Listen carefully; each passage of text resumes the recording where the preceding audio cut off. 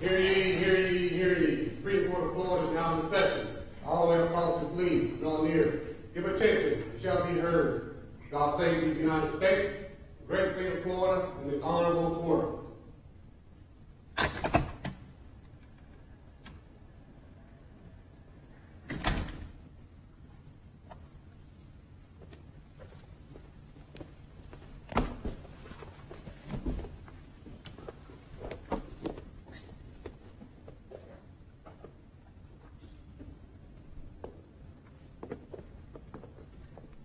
Ladies and gentlemen of the Supreme Court of Florida, please be seated.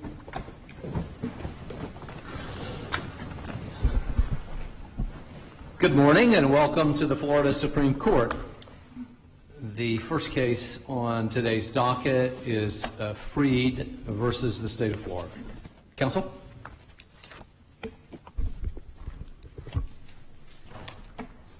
Good morning. May it please the court. Edward Geddes on behalf of the petitioners. With me at counsel table is Jamie Cole.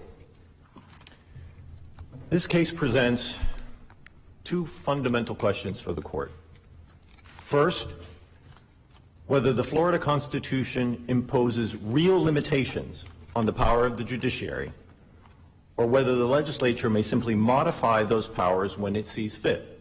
And second, whether representative democracy at the local level is feckless. We respectfully suggest the answer to the first question is that the Florida Constitution imposes unavoidable and inescapable limits on the power of the judiciary. And with respect to the second, that local democracy must be allowed to survive in our cities and our counties, even at the expense of some state legislative frustration. I'll address these two broader questions in the context first of legislative immunity, and secondly, in the governmental function immunity. As a matter of more than 2 centuries of American history and tradition, the judiciary has never had the authority to inquire into the motivations or intentions of individual legislators acting in their legislative capacity. That lies at the heart of legislative immunity. And in fact, this court and the United States Supreme Court have both described this principle as a cornerstone of American democracy.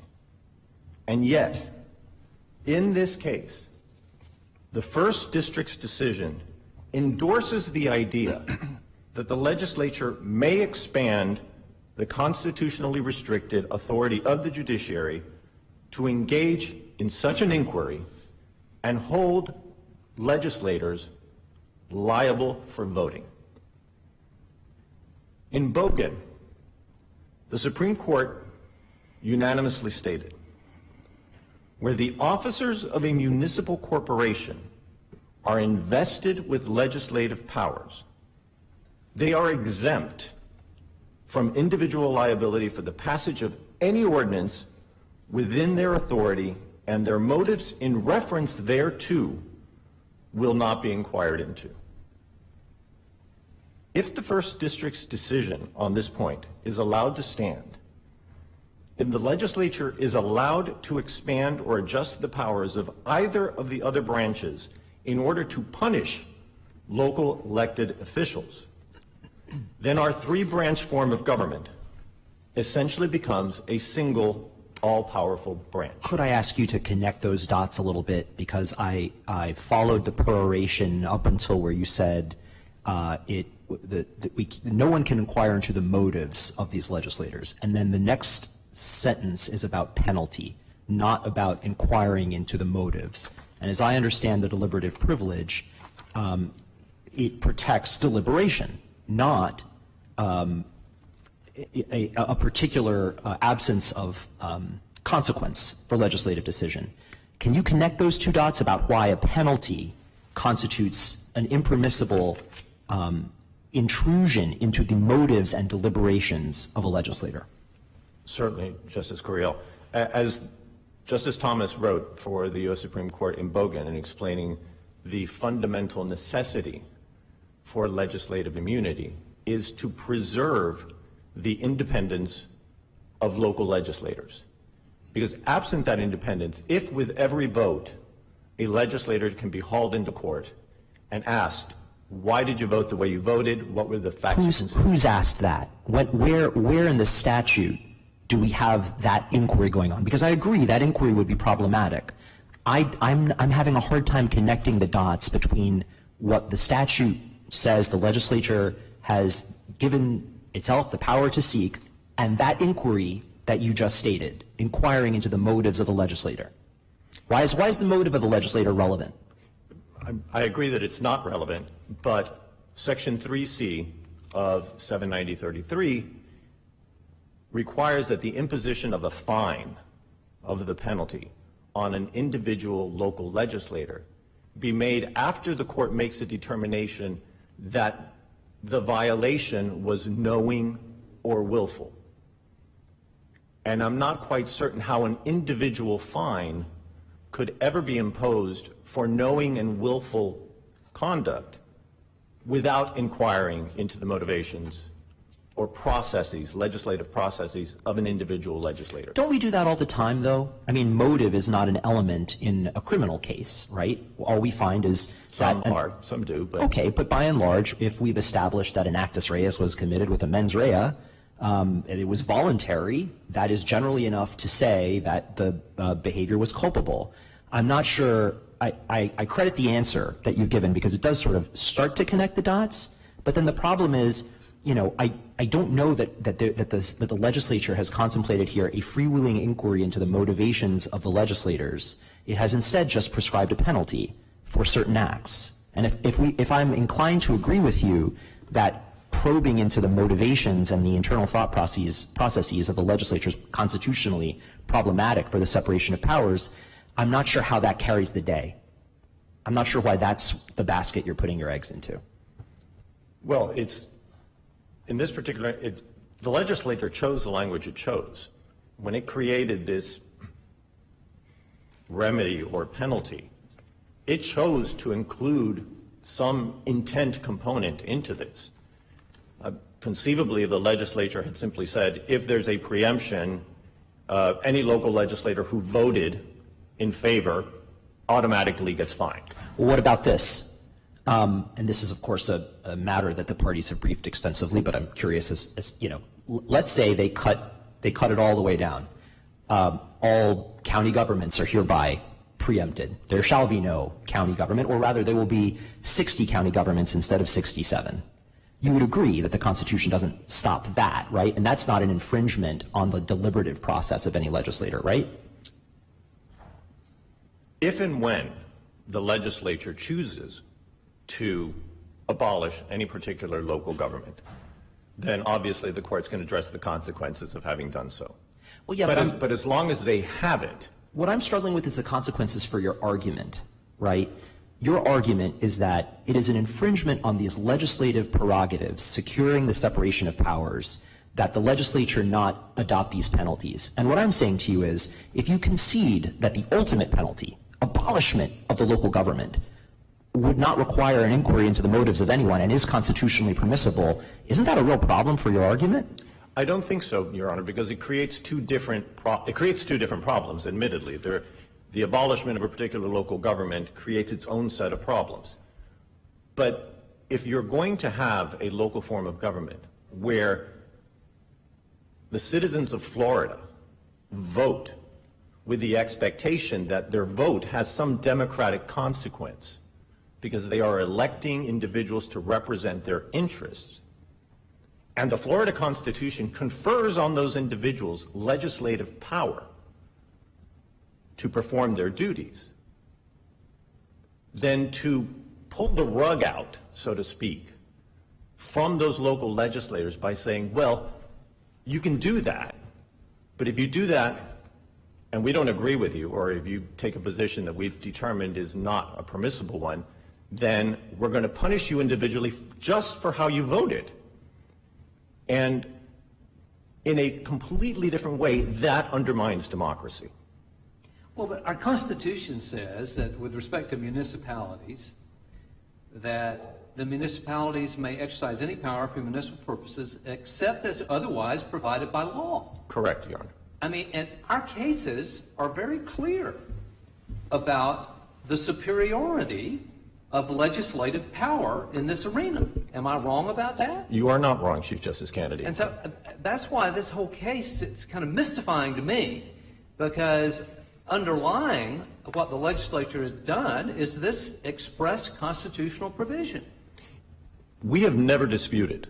Well, it would be hard to dispute it. Well, and we have never disputed it, Your Honor, that the legislature has the ultimate ability to preempt a substantive area of the law. But it goes farther than that in this instance, because obviously the legislature isn't saying simply don't legislate in this field. Don't legislate with respect to firearms and ammunition because we've preempted it and you can't enact that. We get that. But then what happens is, in a scenario such as this statute, where in fact Section 790.33 opens the door to local legislators to legislate in certain areas relating to firearms, and then it says, well, if you do so, and by the way, you didn't do it right, elected official, we're going to punish you. We're going to punish you with a fine that targets you individually, that takes away your ability to have your defense paid for by the local government, that exposes you, and essentially says, don't you dare vote. Even though the statute says you may, and the Constitution says you may, don't you dare vote. And historically, Your Honor, as you know, this issue comes up many, many times. The remedy for a preempted ordinance is a legal action to declare it preempted, unconstitutional, and unenforceable. But this goes a step further. And it says if you voted knowingly or willfully, whatever that may mean, then there are additional consequences to mere preemption. There are punishments. And that's where I think the problem transgresses. No question. There is no question. Underlying all of this is the notion of the preeminence of the state legislature to preempt substantive areas of law. We don't dispute that. But this is a legislative fire hose to put out a birthday candle. But aren't we talking about here the legislature's ability to change substantive law? Correct. And I mean, that's completely vested in the legislature. And they have, and they've changed the substantive law. And a governmental immunity or legislative immunity, whichever, is a substantive law issue, correct? I don't believe so. Legislative immunity. It derives from the common law. The immunities that you've cited derive from the common law. The legislative immunity historically has derived from the common law. But in the state of Florida, it is also tethered to the Constitution by virtue of the conference of legislative powers on Yeah, but as the county case law says, the Constitution confers the legislative power in the state legislature. It's very clear in our case to say that, right? But they coexist. You don't, I mean, the legislature doesn't get to ignore one to achieve another one, to comply with another one. You can't just suddenly say you're going to be a legislator, a local legislator, but you're not going to have any, but you can't legislate, or you have no immunities for engaging in legislation. That's where the problem lies. If I'm trying to hypothesize a scenario where it's not problematic, but the idea that you can have constitutional authority to legislate and not be protected by legislative immunity is contrary, it's certainly contrary to Bogan. That's what the U.S. Supreme Court said in Bogan. If you've got that power, then you have legislative immunity. So if the legislature wants to undo that and have greater control over legislators at the local level, well, they can go through the process of amending the Constitution. They can take away that provision of the Constitution that says that you have legislative powers and put it in a statute over which they have plenary control. Which provision are you talking about exactly? Article 8, Sections 1 and 2, that give express legislative powers to local legislators. Now, that's a structure, and this is what the trial court originally concluded, that constitutional structure is beyond the power of the legislature to change through a statute. There may be other mechanisms, but through a statute, they can't alter it. Article 8, Section what? Article 8, Section 1, which deals with counties, and Article 8, Section 2, which deals with municipalities. The only section in Article 8 that I see that specifically addresses this is in Section 5B, where it says each county shall have the authority to require a criminal history records check and a 3 to 5 day waiting period. As to gun-related issues, yes. I'm speaking more broadly as to the structure of county government and the structure of municipal government. That specific issue, the trial court held that it was no problem, had no problem with a conflict with the statute, and held Correct. it to be valid, and there was, this appeal relates to that specific provision, not at all, right? Correct, because that's the trial court correctly concluded. It's in the Constitution. The state didn't dispute that issue, didn't appeal that, any ruling on that. So that's not here. That's not before this court. Okay.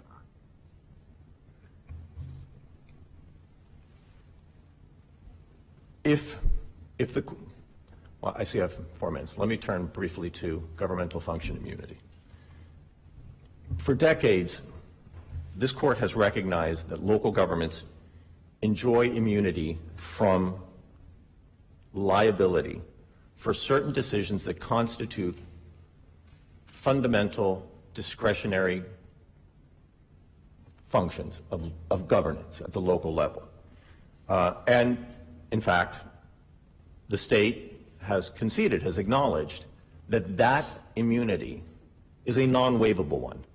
And that was the court's ruling in commercial carrier, that notwithstanding 768-28, which doesn't address this, there were certain fundamental governance decisions that were beyond the scope of the judiciary to review. And there is no more quintessential discretionary function than the enactment of legislation. And the statute itself imposes under Section 3F liability for the mere promulgation of legislation. Doesn't that argument prove too much? Because what you've said just now is that there's no more central function than the passage of legislation. Okay. The passage of any legislation? Or, I mean, isn't the narrower question posed by this case the passage of legislation in a field that the legislature has purported expressly to occupy? Like, that doesn't seem to be a core function. I would agree with you that a core function of my municipal government is to pass zoning ordinances or hygiene ordinances or speeding or whatever. Those are things that I think commonly people expect their municipalities to do. How is it a core municipal function to occupy a field that the state has expressly stated that it means to preempt? How is that a core city function? Okay. There are two components to the answer to your question, Justice Carrillo. The first one turns on the four-part commercial carrier test, the four-prong test. And the fourth prong, which is the only prong that the parties are in disagreement about, is the question of whether or not the act or omission or decision in question is within the authority of the individual or entity that made it or took the action. And the state posits that the question should be asked in terms that assumes the answer, which is, in other words, do you have the authority to enact an ordinance that's preempted? If you ask the question that way, the answer will always be no. If you presuppose the negative into the question, it becomes a meaningless test. And in fact, if you look at the history of this court and how it has applied that four-part test and the fourth prong, it has elevated the question to a much higher level. In other words, do local governments have the authority to enact ordinances, to enact legislation? And the state concedes, obviously they do. So we can't really abide by the four-part test in commercial carrier and ask the question the way you've suggested, Your Honor. That's because it assumes the answer. It assumes the answer. Well, okay, so let's try not assuming the answer. The city of Coral Gables, where I live, or the city of Key Largo decides that it's going to pass a local ordinance funding military aid to Ukraine, and the federal government says, that's kind of outside your scope, Coral Gables, Key Largo, thanks, but you have no power to appropriate. I haven't presupposed an answer, but what I'm trying to get an answer to is, that's not a core municipal function. And we're able to discern that it's not a core municipal function because of the subject matter of the law, right? Let me see if I can narrow it. First of all, with respect to the example that you gave of the federal government, frankly, doesn't care about the dynamics of local government. So pick another preempted state issue, anyone you want. I'm going to proffer an example. Go ahead. 790.33 specifically creates an exemption that allows a local government to enact zoning ordinances. All right? Let's assume Coral Gables, to pick your hometown, enacts an ordinance that says there shall be no gun sales, no gun shops, there'll be no gun ranges, there'll be nothing within 500 feet of a school. And along with gun sales, they also have, there will be no liquor sales, there are a number of other businesses that are excluded from within that zone. All right? It's specifically contemplated that the local government can legislate in that field. It is, by virtue of that fact, it is a discretionary decision to decide to enact that legislation. But if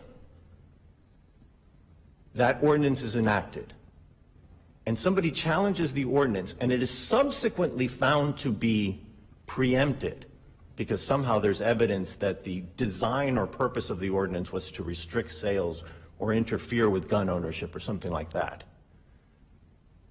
then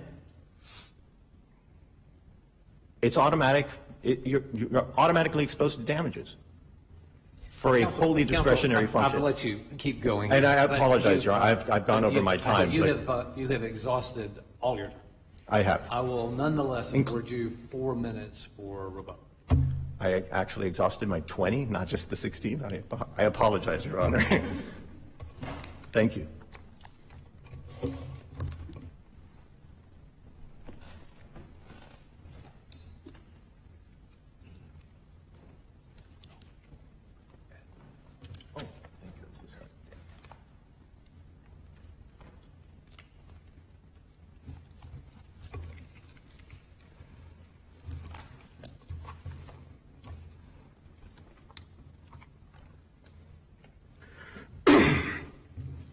Mr. Chief Justice, and may it please the court, I'll start with legislative immunity, which plaintiffs argue is not a common law defense, but a constitutional rule that bars the legislature from enforcing its preemption statutes by holding local officials accountable, even where they knowingly and willfully enact preempted ordinances.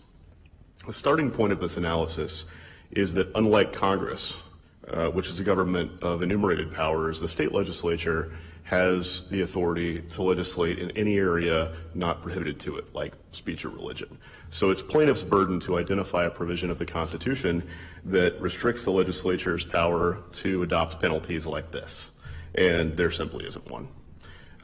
Plaintiffs first point to Article 8 of the Constitution for its grant of default home rule powers to local officials, and they couple that with U.S. Supreme Court decisions that emphasize the importance of the immunity for those who exercise legislative power. But plaintiffs have it backward. Their lead case, Bogan versus Scott Harris, holds only that Congress intended in the enactment of Section 1983 to maintain common law immunity. In 790.33, by contrast, the legislature clearly abrogated the immunity by creating penalties for officials who enact a preempted ordinance. And against that backdrop, the fact that Article 8 by default gives local governments some form of legislative power simply puts those officials in the same position as the local officials in Bogan, which is to say they have this common law immunity, but it can be taken away by a higher power, here, the state legislature. And really, to the extent that Article 8 speaks to this issue at all, it does so by establishing a constitutional hierarchy. It says that local officials have only those powers that are not inconsistent with general law, meaning they're subject to the plenary control of the legislature. And with that hierarchy established, there's no reason the legislature wouldn't be able to provide penalties for its statute, just like any other statute.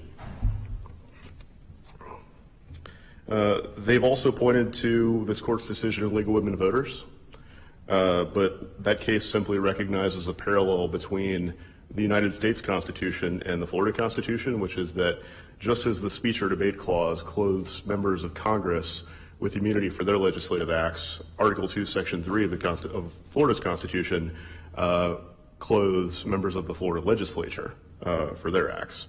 The case says nothing about local officials, of course, because Article 2, Section 3 requires the separation of powers only between the branches of state government. Now, as I understand Mr. Geddes' argument on this point, it's that Article 2, Section 3 limits each branch only to its assigned powers, and that's of course correct, meaning the judiciary may exercise only powers that are judicial in nature. The problem with the argument is that legislative immunity is not a question of judicial power. It's a traditional defense.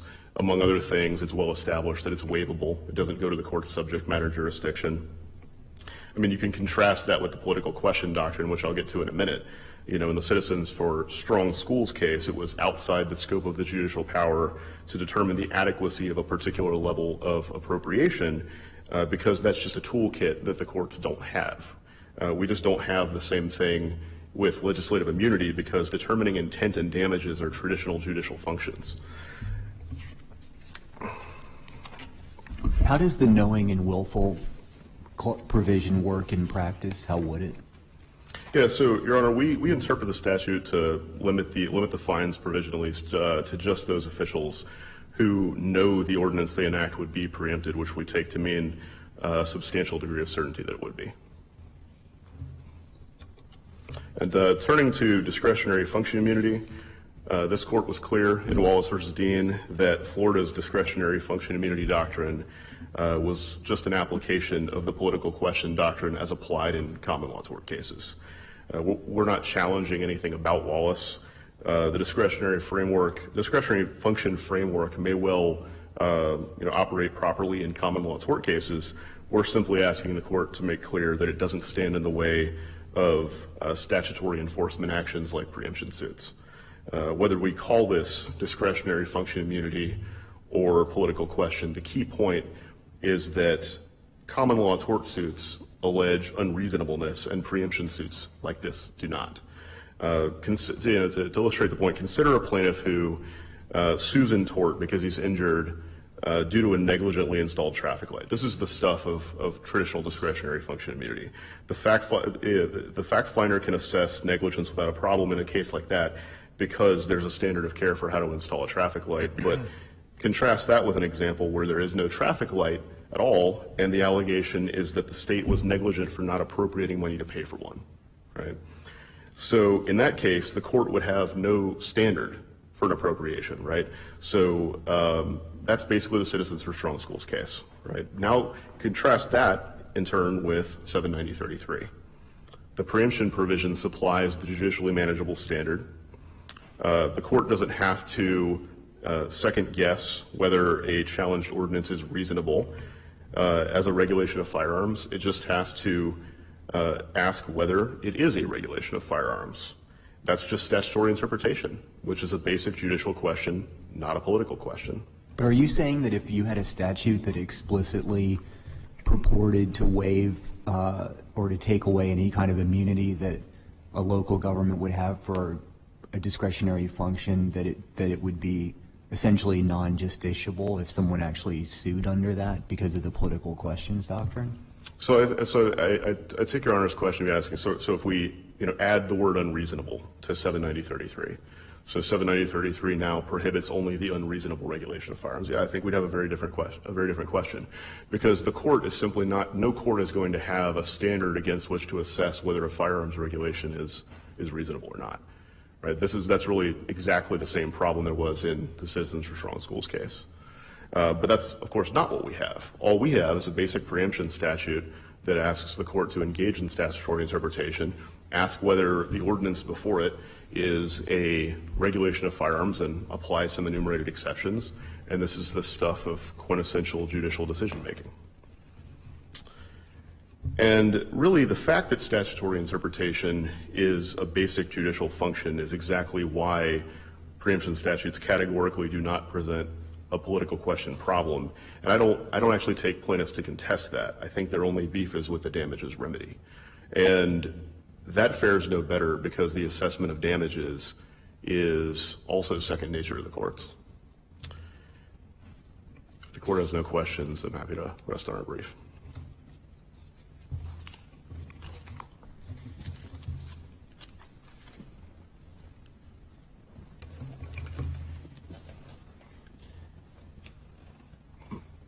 My friend suggests that courts have always made inquiries into intent and motivation, but respectfully, I don't think courts have ever engaged in examinations of intent or motivation when it comes to legislators. And that's the gist of our Article 2, Section 3 argument as to legislative immunity, which is that if the legislature wants to create a remedy, it can't do so by thrusting the judiciary into a scenario where it is hauling legislators into court and asking them why they voted. Did you know? What did you think was going to happen when you enacted this ordinance?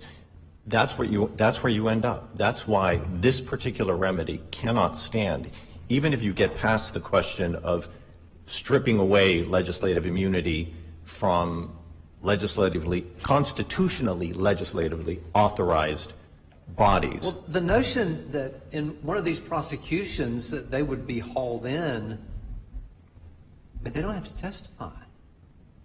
The state's got to prove it, right? I'm not sure how you could ever establish, this is not a criminal penalty, so it's a civil penalty. There's no right of self-incrimination here. But the burden is still on the plaintiff to prove it, correct? Correct, and they would get to depose the local elected official and start asking them these questions, and you end up in the exact same place.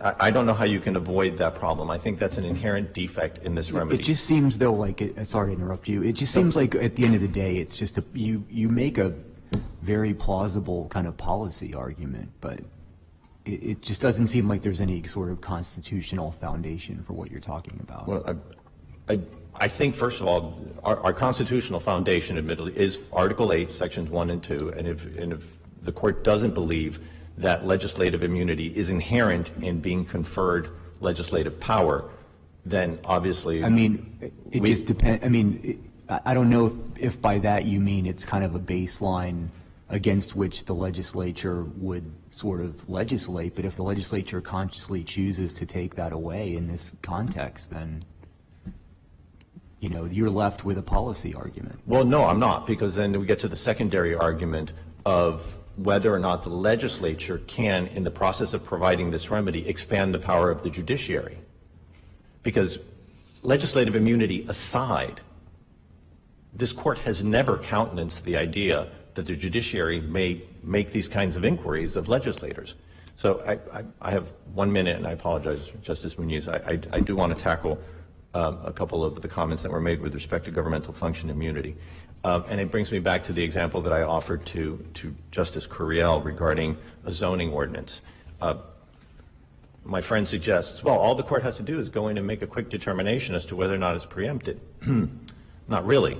Section 790.33, which authorizes the local government to enact a zoning ordinance, so long as it is not designed for the purpose of restricting or prohibiting the sale,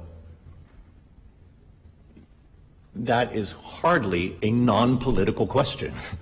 That is the height of entanglement with the judiciary now coming in and saying, well, let's find out whether or not, what was the reason why you were enacting this zoning ordinance? Was it designed to thwart the sale of gun sales, or was it designed to protect children, you know, from having these vendors within 500 feet? It is not the black and white scenario that the state is suggesting. And lastly, with my remaining 2 seconds, the distinction between tort and statutory remedy, I think, was laid to rest by this court in Wallace. Because in Wallace, as it examined the two-part process, when it asked first, is there a duty of care that exists that triggers the governmental function immunity, the court noted that the duty can arise either from the common law or from a statute. And we respectfully suggest that in this case, this statute creates its duty, creates the standard of what is reasonable. Can you enact this ordinance or not? So we respectfully request that the court quash the decision of the First District Court of Appeal and remand for further proceedings. Thank you for your time. Thank you, counsel. We thank you both for your arguments in this case.